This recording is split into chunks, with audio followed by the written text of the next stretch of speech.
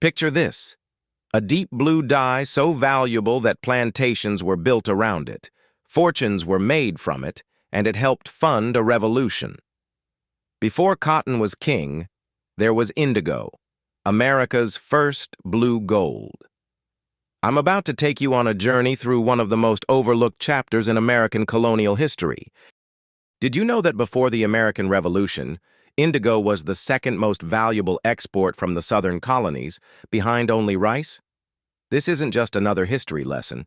This is the story of how a plant transformed the American South and set the stage for the economic systems that would define the region for centuries. In the early 1700s, the British Empire faced a critical problem. The valuable blue dye used for military uniforms and fashionable clothing came almost exclusively from French and Spanish colonies.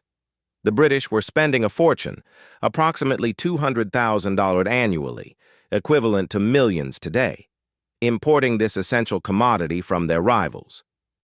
Enter Eliza Lucas Pinckney, perhaps the most influential businesswoman you've never heard of. At just 16 years old, while managing her father's plantations in South Carolina, she began experimenting with indigo cultivation. After years of trial and error, by 1744, she had successfully adapted the crop to thrive in the southern climate. Her breakthrough would change everything. Within a decade, indigo exports from South Carolina alone skyrocketed from just 5,000 pounds to over 130,000 pounds annually. The British Parliament was so impressed they offered a bounty of 6 pence per pound, an enormous government subsidy that made indigo cultivation immensely profitable for colonial planters. But there's a darker side to this blue miracle. The labor-intensive process of growing, harvesting, and processing indigo relied heavily on enslaved African workers. The dangerous conditions in processing vats, where the plant was fermented to extract the dye, were notorious.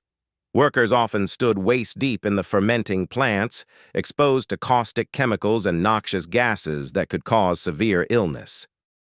The process itself was fascinating but grueling. After harvesting, plants were soaked in water-filled vats where they would ferment. Workers would then beat the liquid with paddles to introduce oxygen, causing the blue pigment to separate. The resulting blue paste was dried into cakes that could be shipped around the world. By the 1770s, the Southern Colonies were exporting over 1 million pounds of indigo annually. This blue gold helped build the grand plantations we associate with the antebellum South and created a wealthy planter class that would later lead the American Revolution. When war broke out in 1776, the British bounty vanished overnight. After independence, competition from indigo plantations in India ultimately ended America's indigo boom. But its legacy remained. The capital, systems, and agricultural expertise developed during the indigo era would soon be redirected toward an even more famous southern crop: cotton. The next time you put on your blue jeans, remember, you're wearing the color that helped build America. The deep blue of indigo isn't just a fashion statement. It's a living connection to our complex past. What other forgotten crops shaped American history? Let me know your thoughts in the comments below.